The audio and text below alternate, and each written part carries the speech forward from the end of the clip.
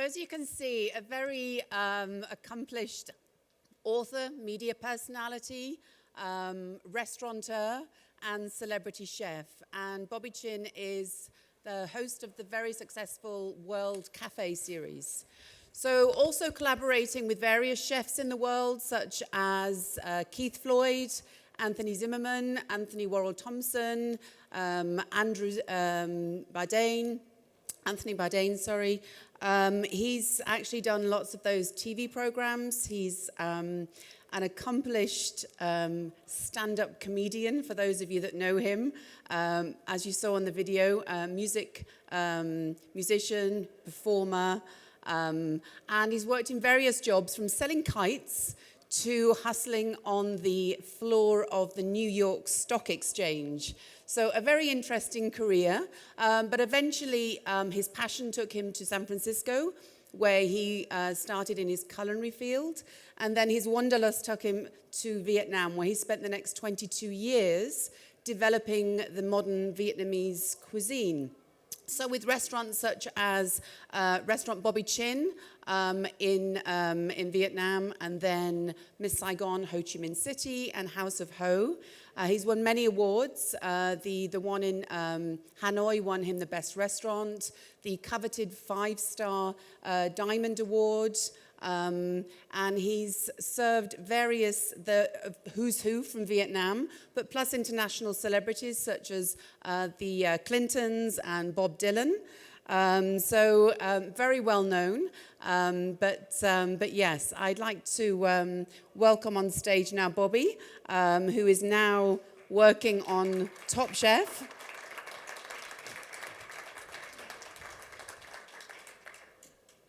So Top Chef now, you're now a permanent fixture on that, as well as Keep It Simple, which started in 2020. Top Chef, I think it's the 7th season you're about to film here in Saudi Arabia. Yep, 7th season. Thank you very much for coming and spending some time with us here, taking time out of the busy filming schedule. So in terms of looking at programs like Top Chef, which is obviously very focused to the Arab world, and in particular Saudi Arabia, how do you think shows like that have influenced the local Saudi market into getting into the world of hospitality, and in specific in a culinary career, which has not always been the most popular career to be in? Well, I think that when you think of Top Chef, in particular, Top Chef Middle East is actually the most successful Top Chef of all the franchises. So it hits around 57 million viewers across North Africa and the Middle East. And the production values is crazy. It was just nominated for the first international Emmy in 35 years for NBC.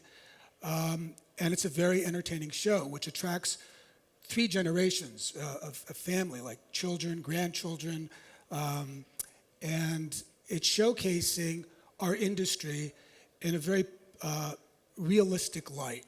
And we are able to attract some great chefs as judges, and chefs have become lifestyle personalities. They are celebrities.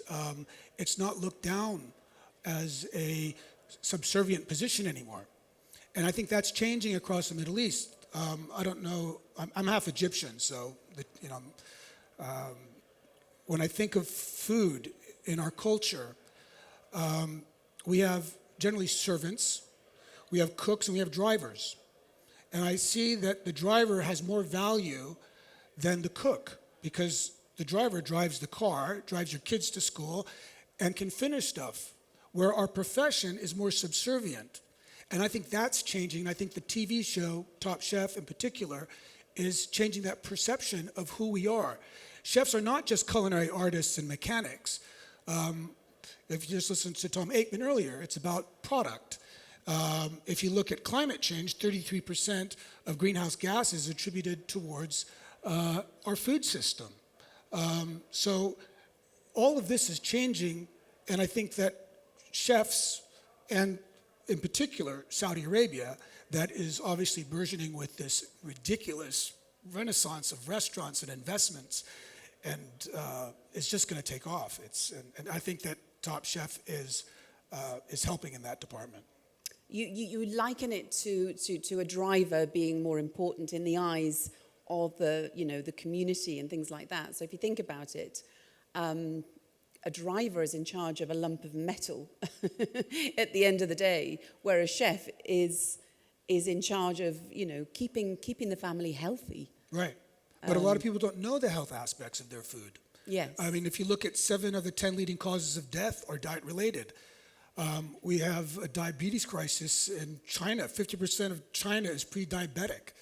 So I mean, like food. But also here. Here, in particular, yes, exactly. Yeah. So this is that I think Top Chef is an educational, entertaining show, which is inspirational, and I think people are learning a lot of that from the show. I think I was looking at the winners of Top Chef, and I think season 4 brought out the first Saudi winner, and also Saudi female as well, who was who's been extremely successful in her career. Has there been any other? I mean, that one is Samajad, that she won that program. Yeah. Have you kept up with her career? Yeah, well, some of them, like say Tala won Best Female Chef in North Africa, Middle East, 50 best. Yeah. I think she's ranked 6th now across the Middle East. Third. Well, there you Chef have it. Tala Bajmi from Bahrain, so very classic example of somebody that's been on Top Chef that's really made it. Right. And then there's a lot of other chefs that are consultants that are traveling the world doing concepts that have all done very well. Top Chef can change your career. And for the Saudi chefs in particular, when you have... I make the analogy of Vietnam because I went to Vietnam in 1993, and I moved there in 95 because I figured that would be the new food. A modern cuisine perfected thousands of years ago.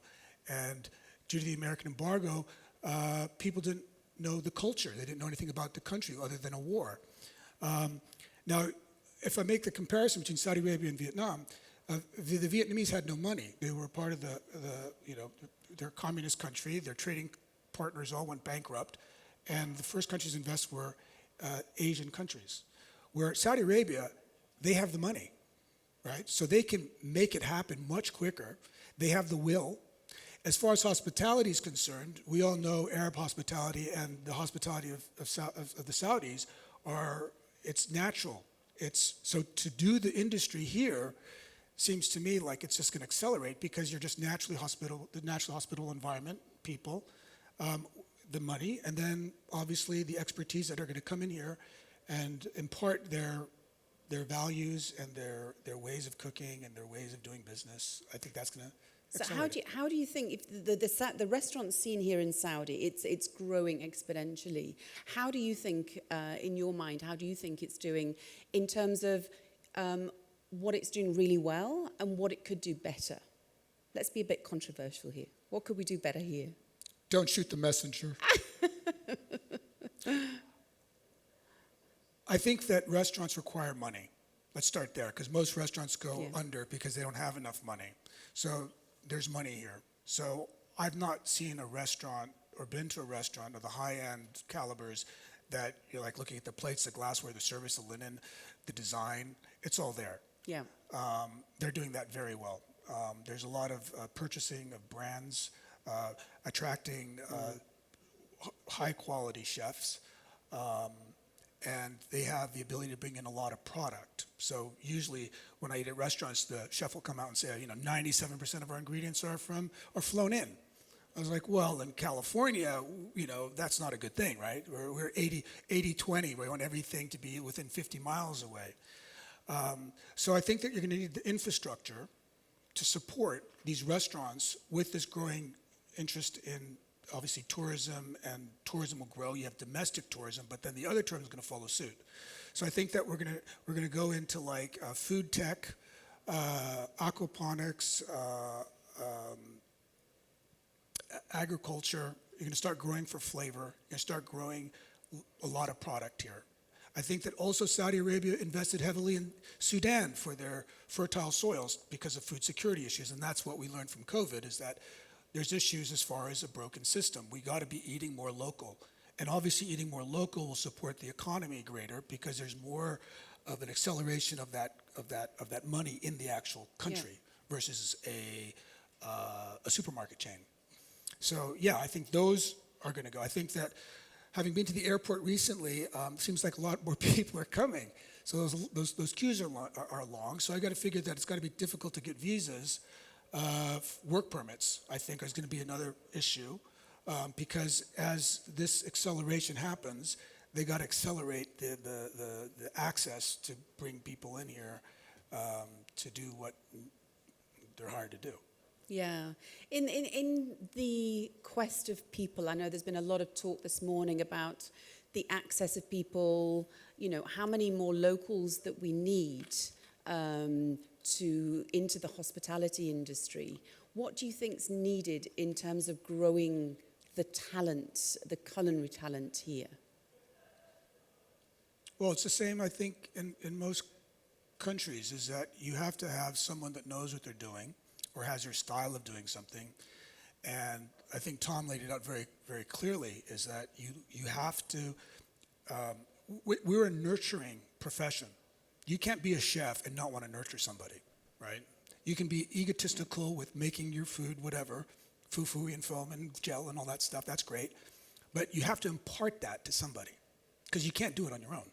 So you're going to have that nurturing aspect of talented people that are going to impart that. I also believe that there will be a lot of Saudis that will be traveling abroad and will be working outside of Saudi Arabia to go experience other cultures and food and restaurants. And they're going to come back. Exactly what happened in Vietnam. It's like, Vietnam, when I got there, if you wanted a dessert, you'd eat on a plastic stool and there'd be oranges. So I got a friend over here from Noor who's got Saigon in Greece, I guess. Yeah, he was there way back when. He was an architect. Yeah, so you have that's all going to change.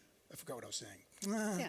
So nurturing people here in the community, but also sending them to experience, because they really need to go and see the world, right? Yeah.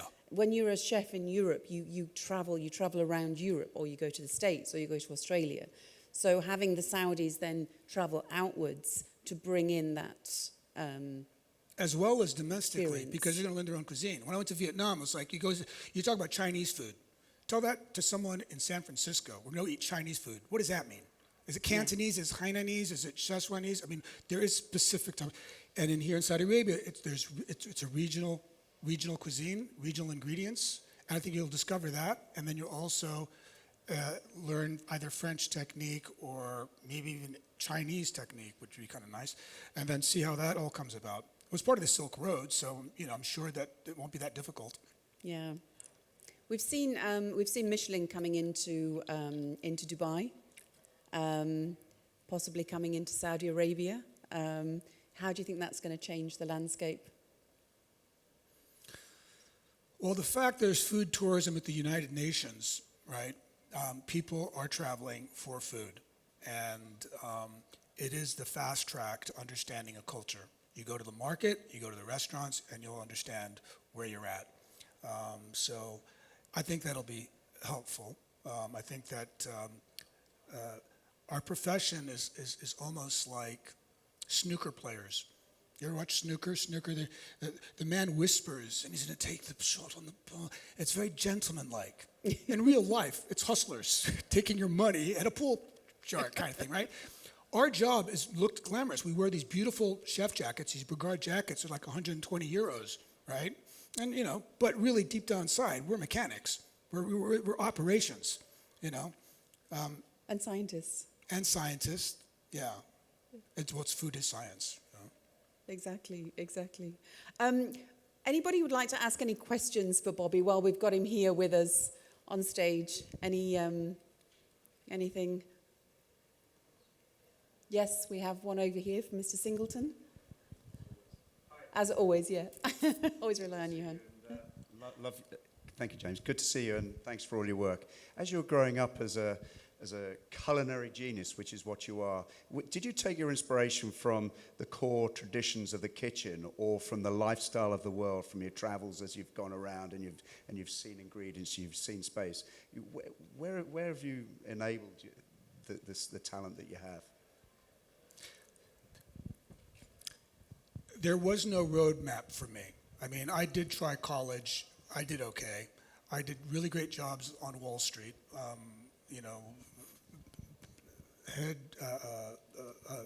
I worked for a hedge fund in San Francisco, research analyst at Boca Raton, floor of the New York Stock Exchange. And I was like, this is work. This is not really a thrill for me. I can do the job, but I'm not really happy. I ran away from home when I was, I think, 15 years old, and I got a job as a dishwasher in a fast food joint, which is not fast casual. It's not this is like really rough. And I said, I'd never do this business because it's hard work, it's labor intensive, and you don't make much money. But then leaving Wall Street, I started to sell Prince Edward Island mussels from Canada. And as my research background would have taught me, is go learn everything you can about a mussel, where it grows, how much water it filters, what they're used for. And I lied to every chef that I called, and I'd make a long-distance phone call, pretending it was a long-distance phone call. Like, I got a long-distance phone call for Daniel Boulud. I'm sorry, I don't know what's concerning. I'm only connecting the call. Once I had Boulud on the phone, I'd say, and I'd name drop. So-and-so told me that you might be interested in a product. And I would drop off that product to the front door wearing my Italian suits. Never go as a fishmonger, right? And I saw the chef for the first time in a completely different light. They're like artists, they're doctors. When they say, give me a spoon, yes, chef. I was like a surgeon. My mother wanted a doctor. And I looked at that jacket and I was like, that's as close as I'm gonna get to a doctor. And I was like, that's what I'm gonna do. And my parents were so opposed to it. I said, you got two choices. I'm either going to be a chef, and you help me to the Culinary Institute of America in New York, or I'm going to be a clown. Do you want a clown or do you want a chef? And they said, nah, ain't happening. So I said, okay, fine, you're going to get a clown. So I went to Los Angeles and I studied improvisational comedy, but to support myself, I had to get a job as a waiter, which is the most flexible job you can get if you're going to be doing auditions and stuff. So I worked as a waiter. I had no idea. I've been eating really great restaurants my entire life, but I couldn't tell you the difference between a consomme and a stock. So I bought Food Lover's Encyclopedia, and I figured I'll get a good job in a great restaurant, because in America, you get 15% of whatever you sell. So you want to have a high-ticket item to sell. So you want to work at fine. You want to do dinners where you open expensive bottles of wine versus pouring coffee in the morning, which is free flow, right? Well, not that stupid, but and it just kept on evolving. And as a chef, I keep on evolving. And I just kind of like, you get your inspiration from everywhere. It's all over the place. So like now I'm talking about climate change and food waste and a more circular food system and a more equitable system.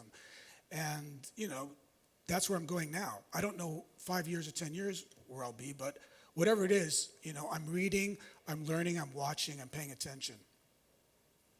Thank you, Bobby. Well, thank you for the question, David. We're unfortunately out of time. We'd love to speak to you more.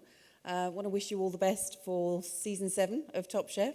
Thank you. I hear there's some exciting things to come. It's a little bit different, this one, but yep. That's a secret. It's a secret. We're looking forward to it. Thank you very much. Thank Lynn. you. Thank you.